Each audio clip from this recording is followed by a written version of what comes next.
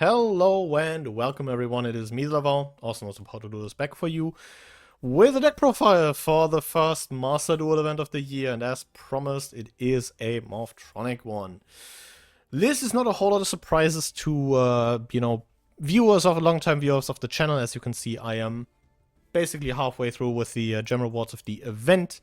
So, without further ado, let's get into the deck list. This is what I have been playing in the theme Chronicle Event at the moment. I think some of the choices you can probably replace for better things. Might talk about a couple ones while going over especially the extra deck. But let's start with the main deck. Starting off with 3 Southon here. Very nice and simple. We all know what this guy does. For the uninitiated, you roll a 6-sided die, reveal that many cards from the top of your deck, and then you're able to special summon a level 4 or lower Morphtronic from the revealed cards, ignoring its summoning conditions. All of the Morphtronics have different effects depending on their battle position, but I will only point out the relevant ones, in this case as being the attack position effect of Southon. Another one with only a relevant attack position effect is Smartphone. Special summonable level 1 tuner by banishing a Morphtronic from the graveyard. And you can, while in attack position once per turn, roll a 6-sided die, reveal cards from the top of your deck equal to the result, and then add a Morphtronic card from the top of your deck to your hand. Another very handy effect, honestly, forming sort of the main consistency duo of the deck that either, grabs you all the monsters from the deck or grabs you Morphtronic cards you might want out of the deck. Handily, Smartphone's also a level 1 tuner because we really appreciate those. Then the one that took a hit this event, which, yeah, that sure happened. Telephone's a bit infamous. Attack position effect is you roll a 6-sided die, you gain life points equal to the result, and you're able to special a Morphtronic from the graveyard with a level equal to or lower than the result, meaning you at minimum can always recur a level 1. In formats that aren't the event, this basically means you have an infinite loop of link materials if you get 1 on the field and 1 in the grave. But this way, this is just a very good way to get Southon back on the field that you are probably going to recur a lot of times. In defense position, the defense effect is not too terrible. During the main phase, you can roll a 6-sided die, you excavate the top cards of your deck equal to the result, and then you can send the Morphtronic card from those to the graveyard and put the rest back on top or bottom in any order. Very nice to potentially set up your graveyard if you lack other Morphtronics in hand, like if you're starting with a gadget gamer specifically, you search Telephone and then you're just maybe trying to like put a Morphtronic in the graveyard for like a revival spell or something. But more on that later. Then we have 3 copies of Morphtronic Remoten. Also really only using the attack position effect of this one, that being that you target a Morphtronic in your graveyard, banish that target, and if you do, you add a Morphtronic with the same level from your deck as that banished monster to your hand. A very good way to cycle like a Smartphone you have for a Telephone, if you have a way to put that on the board, especially in this event. With Telephone being limited, having like good consistent access to it is more important than ever, especially since this list that I have been running still chooses not to run machine duplication, which is of course something you can do. Just shave like the 2 reactants and a redox, and then you can easily fit in machine duplication, which I think is a card that at this point is sort of infamous and needs very little introduction. Southon being just a very good target for that. Then we have 3 of what is probably the highest impact normal summon of the deck in Gadget Gamer. When this is normal, you can add a level 1 machine from your deck to your hand, you can tribute this, special summon a Morphtronic from a hand, and then also special summon a Gadget Hauler from hand or deck. This means you do run a Soft Garnet and Gadget Hauler, but this also means if you are adding Telephone off of this, you can immediately tribute this off, put the Telephone and the Hauler on the board, which immediately gives you access to a level 7 Synchro, which in 99% of cases will be a Power Tool Dragon, which is an incredible card to search out equip spells in this deck, of which you have an Archetypal Extender, which is very, very good. I'm running the 1 Revolution Synchron because Max C is banned in this event, that's why I needed stuff to replace Ash Blossom in the list. And with me fitting in a couple level 4s as like more names to fit, the space left by the now limited Telephone, I felt like Revolution Synchron was a fine inclusion. You can use this from hand as synchro material for the synchro summon of a power tool or level 7 or 8 dragon monster. And if you control a level 7 or higher synchro while this is engraved, you can send the top card of your deck to the grave and special summon this back, but its level becomes 1, which does immensely help in synchro climbing. If you make a PDD with this, you can immediately make a level 8 play. I think I don't own Crystal Wing in Master Duel. First of all, I don't know how to spell Crystal Wing, but Crystal Wing is a very good inclusion if... is Crystal Wing banned? Hold up a moment. Crystal Wing is banned. Okay, never mind. Crystal Wing is banned, for the event at least. But this would be a very good target otherwise. But I think Draco Berserk of the 10 is also very good 8 to make. So, yeah, moving on to 3 cards that could essentially be vanillas. Boomboxen, I guess, can attack twice while in attack position, but this is just a level 4 body you're running because it gives you good Naturia Beast access with all the level 1 tuners you have. And I'm running the 1 remote instead of the 3rd Boomboxen because I have a Royal and I wanted a moment to flex this guy. But that is about it. I'm playing 2 Reactan, 2 Redox. Reactan just discards itself and an Earth or Dragon, but in most cases it will be an Earth. To summon a Redox from the deck, and Redox can either discard himself and another Earth monster to reborn a monster from your graveyard, or banish 2 Earth and or Dragon monsters from your hand and or graveyard to special summon himself from hand or graveyard. Just a good recurable level 7 that does help immensely make up synchro levels, especially if you're trying to get to those higher ones, because a lot of your main deck is very low level. But as mentioned at the start, this could also be a machine duplication. We're running a Hobby's Feather Duster just because it's a good, back row wipe. Although, I gotta admit, minus Magnite, I've not seen like a whole lot of decks on like a crazy amount of back row this event. A 1-for-1 for added consistency since it gets us to cell phone or telephone. 2 triple tactics talent to, have ways to combat hand traps a bit more. 3 Morphtronic Converter. I think in this event you do have like a very good case to run 3, especially since you always want to make sure you get telephone into rotation, and converter is just a very good way to do that. Cell phone, revealing any guy if you have a converter in hand, easily turns that guy from like giving you value if it's like a smartphone into, a telephone. You can link off the cell phone, bring back the cell phone off the telephone you just summoned, which converter does make that very nice and very easy. For the Braver Dragon, we're running a Metal Silver Armor, a Super Magic Sword of Raptiness, and a Life Extreme. This makes the Braver Dragon untargetable and forces your opponent to essentially just target the Braver, which locks them out of targeting effects, which is kind of funky. We have a Morphtronic Reaper unit here as an archetypal Premature Burial, essentially. Nope. Oh yeah, as an archetypal Premature Burial. You send a Morphtronic from the hand to the graveyard, and then you select a Morphtronic in your graveyard, special summon that target, equip it with this card. 2 Caught by the Grave, and 3 Forbidden Droplet, rounding out the main deck. For the extra, I'm on a Formula Synchron because it's easiest pie to make between, the level 1s, and just an easy draw. Morphtronic Earphone, very nice recurable equip for your Braver Dragon, as this is able to equip itself from the graveyard to a synchro monster you control, which is very nice. Also ladders very nicely into Naturia Beast, which is an absolutely crazy card that this deck has access to because it's just a walking Imperial Order. Power 2 Dragon, as mentioned previously, is the main thing you are going to be making off of a Gadget Gamer. Probably something that just grabs Morphtronic Reaper unit in 99% of cases, which is very good. With Excel Stardust Dragon banned, it's not as easy to synchro climb off of this guy into a Power Tool Braver, but it's not impossible. In like most games where I did resolve like a Gadget Gamer, I was still finding my way to a Power Tool Braver if I wasn't like immediately getting hand trapped to death. I'm running 1 OG Stardust Dragon because he's cool. I just needed another 8 realistically. This could also be like, if you're looking for more synchro options, this could also be an FA Dawn Dragster, very good card to make. Or you could look through like the link pool a bit more and see what you can find. In general, this deck is fairly flexible in the extra deck pieces it can make, so you do have like some flexibility.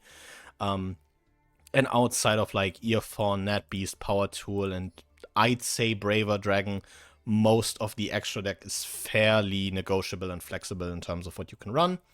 Draco Berserk of the 10 years here because it's also a good boy, big idiot, punches hard, then banishes monsters if your opponent activates one of those. Power Tool Braver Dragon is here as like the de facto archetypal boss. If this guy hits the board, you can easily equip him with the 3 equips as mentioned before, with the Life Extreme, the Rapidness, and the Metal Silver. And then this guy can shed an equip spell during the main phase to quick effect target a monster on the field and either negate that monster's effects or swap its battle position. Do not underestimate the battle position swap. This comes up because Life Extreme, if a monster's battle position is swapped, pops a card.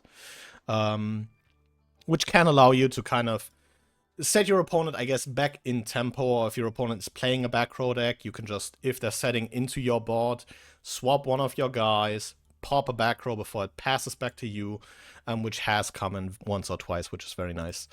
A Leo, Keeper of the Sacred Tree, kind of funny because it shares a name with the anime character that plays this deck, but since Baron is banned, you're kind of starved for like good 10s to make. A good 10 you can make, though, is Satellite Warrior. Has come in, I think, once very handily, because you can make this with like a Brave on, like a follow-up turn very easily, and get like a good couple of pops and try to swing for game. This is like Synchro Access Code, I like to call this guy. For the extra, we have a Link Karibo and a Relinquished Anima, because I do like getting ways to get these level 1s off the board. And Anima has just a very nice removal effect attached to it. Masquerena makes Unicorn again. Not her girlfriend, which is, you know, a nice touch. Some nostalgia for the people pre-SP, and then we have an Author the Earth Charmer here, which is just a nice link to get like guys off the field if you needed to, because in like 99% of situations you can make her. And capping off the extra deck is another sealed only staple, the Rasterliger. I think I've made this guy twice maybe, but the games were also a bit rough. But we're going to talk about that maybe after I show you guys a couple replays that I have saved from the event. Well, we have loaded into the first of 2 games here. I am going first, which is very handy. I am able to start with a Reactant Dragon Ruler of Pebbles here, discarding this copy of Remoten to put a Redox on the field, banishing the Remoten to summon this Smartphone. Immediately going into my deck, revealing from the top a Converter, which is a very nice reveal because that gives me immediate access to technically Cellphone, but I pick up the Remote because I want more guys.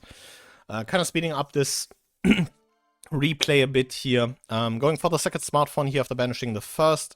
Getting lucky and hitting another Converter, which, you know, has to be fairly nice. Getting Impermed on the Power Tool Braver here, which is sort of annoying, but fairly doable. I do decide to Converter the Braver into the deck here to get a Cellphone out because I want to keep that Remote in rotation. Picking up another Smartphone here, making Earphone here along the way, putting another Smartphone onto the field, and turning those 2 into a Naturia Beast. In the end, going to equip the Earphone to the Naturia Beast, going to banish 2 for the Redox to bring that guy back, and setting the Forbidden Droplet, and daring my opponent to come at me. My opponent is on what I presume to be August at the moment, but what turns out to be the Mech Knight Loner deck, I feel like. I did see, on the first day, I did see quite a bit of Mech Knight, which they usually turn out to be quite an enjoyable matchup. On day 2, I got my ass handed to me a bit, which wasn't great, but, you know, you learn to work with it. So, situation's not looking too great here. I go for the Repair unit here, discarding the Cellphone, picking up a Smartphone because I want to try and dig for like another normal summon here. Could have also done that off a Cellphone, but I wasn't confident I had like another push afterwards with the Repair unit. Not hitting something here doesn't do me a whole lot of bad, as I can, you know, just pull the Redox out of the graveyard, which is kind of why I do like the card a bit in this deck, and make the turn 3 Braver Dragon, which does finally resolve. Needing to be mindful of zones here, summoning the Braver in the, what's the link called? Morningstar, in the Morningstar zone, and then also being able to punch over the Red Moon. My opponent swaps a battle position foolishly and triggers my own Life Extreme, which is kind of funny. as they put a couple more guys on the board and make a second Mech Knight of the Morning Star. I am able to send an equip spell, target a monster on the field, negate that monster's effect. My opponent tags out their Purple Nightfall as I go to re-equip the Earphone. Currently looking back on this, I am curious why I didn't do that before, and I'm bringing back the Redox again for some damage here, as my opponent will draw what is probably going to be their last pathetic card. As Purple Nightfall returns here, they normally summon an Ash Blossom, banish the Purple Nightfall here for a Gearsu, turning that Ash into an Omirage and scooping. Yeah. Sometimes Mech Knights does fall apart fairly easily, and this is definitely not the high end of decks that you are going to be seeing in this event, but I do have another replay that is maybe a bit, you know, more of a showcase of what this deck can really do. Well, we are loading into the second replay, and we are going second. Opponent goes for a gold suck here, banishing a very cool card, a Tempest, the Dragon Ruler of Storms, adding a Parlor Dragon Maid. It's setting a change over to the graveyard. Oh, I know why I included this one. There's going to be something very funny happening in a moment here. As my opponent makes a Light and Darkness Dragon Lord. Similar to OG Light and Darkness Dragon, this guy just is forced to negate every single card that is getting activated in a chain. As I go to activate the telephone here to bait out another negation, my opponent gives this guy some attack points back, and then I make a Relinquished Anima. And somehow this resolves. I've looked everywhere and read every single card 5-6 times when this was happening, but I think this guy just got scammed, realistically. So yeah, this is mainly here because it's a funny replay. Now in hindsight, as you can see me kind of just, you know, wombo combo off here.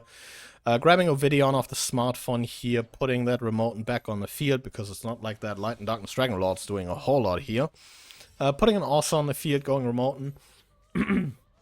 Grabbing another smartphone here. Syncing off the two guys into a copy of Formula Synchron. Drawing into a Reacton, which is very funny. And probably what is going to be, you know, a main part of what makes me break this board here. Picking up a copy of Boombox and activating the Reactant here. Pulling the Redox out the deck, making power to Braver. Going to equip. Summoning back the Redox. And then turning that into a Stardust Dragon. Yeah, I did turn that into Stardust Dragon. Punching over the board, punching in for a solid chunk of damage here. Opponent still has a good bit of follow-up. We can go for like a Dragon Maid Tidying here, summoning back Parlor, sending another Tidying. So we do have a fair bit of extension here to play into the board. But it's not like my opponent is on like a great bit of resource here. Power to Braver checks the Chamber Dragon Maid here. Summoning the Parlor out here, sending a Tin Keg, going to combat. Parlor tags out for the Tin Keg. Opponent seems to not have read Life Extreme, and then scoops it up. In general, you're trying to do what I was doing, going second here, going first. You're trying to, you know, cycle through like a cell phone multiple times a turn, mainly making use of all the extenders the deck plays or can play. As mentioned, you can also run Machine Duplication in this. And then just combo your opponent against the wall, essentially. For, you know, the uninitiated, if someone that is not familiar with the channel is watching this. But yeah, I guess I'll be pulling up the deck list again and giving you guys some final thoughts. This was a fairly boring one. This is very close to like something you could be playing in like the TCG. With Baron not being here. I guess Excel Stardust is like a big thing that's missing. But even the one telephone, I feel like, doesn't make the greatest of differences. But I think you can correct me on that in the comments if you think different. But especially with 3 Converter, the deck definitely has to like consistent enough access to it. Where it doesn't feel like you're actively missing the second and third copy. It's just something you now reveal less of a cell phone, realistically. Otherwise, yeah, this is a great Synchro Toolbox deck. Sadly, outshined by Wombo Combo deck number 1 in the format, which is going to be Rika Sun Avalon. But yeah, if you're looking for something fun and something that is also can be fairly easy on the crafting points, because don't need Redox, don't need Rev Synchron. You can easily play like Machine Dupes, which is just an SR.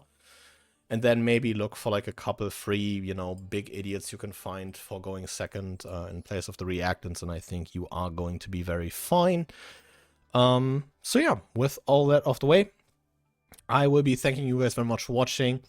Let me know in the comments down below what you think of like the whole idea of like trying to build Morphtronics in every event this year.